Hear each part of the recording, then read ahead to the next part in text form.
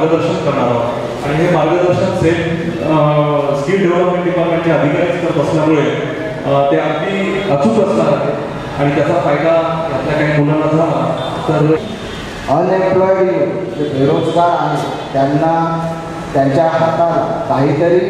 कुशल skill मिळावं, कुठल्याही प्रकारचं सॉफ्ट स्किल असो किंवा ITIच्या अंतर्गत जी प्रशिक्षण आयोजित केली जातात, तुमच्याकडे जी काही कौशल्य आहे त्या कौशल्याचा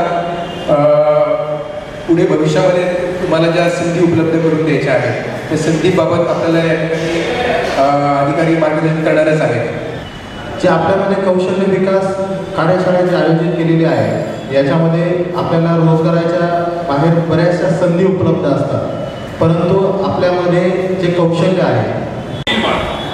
सन 2022 पर्यंत